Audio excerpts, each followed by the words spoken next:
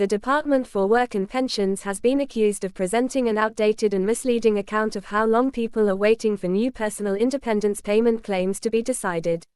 In its response to the Public Accounts Committee, the government stated that the median clearance time for new PIP claims was 16 weeks and had not risen above that level since September 2022. However, more recent figures published by the department showed that the median wait had reached 20 weeks in January 2026.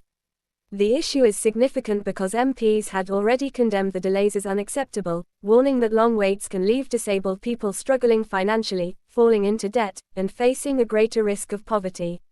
The committee also raised concerns that the department did not have a sufficiently strong short-term plan to bring waiting times down. Much of the delay now appears to be linked to the assessment stage. In January 2026, 15 of the 20 weeks in the average claim journey were taken up between a case being referred to an assessment provider and a final decision being made by the DWP.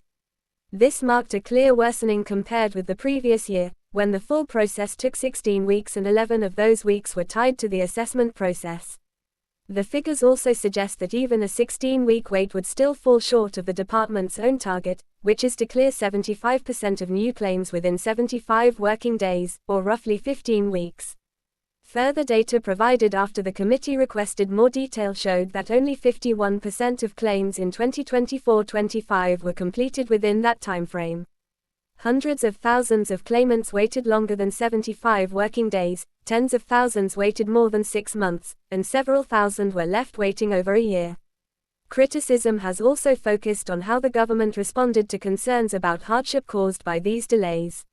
Instead of directly addressing warnings about debt and poverty, ministers said the PIP is not intended to replace income, pointed to universal credit as support for those on low incomes, and noted that successful PIP claims are backdated.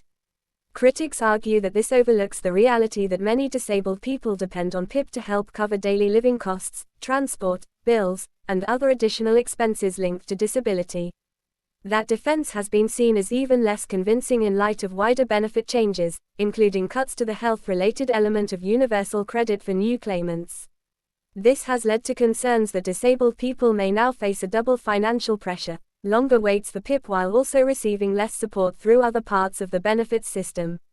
The wider context is already serious, with disabled households more likely than non-disabled households to be living in poverty.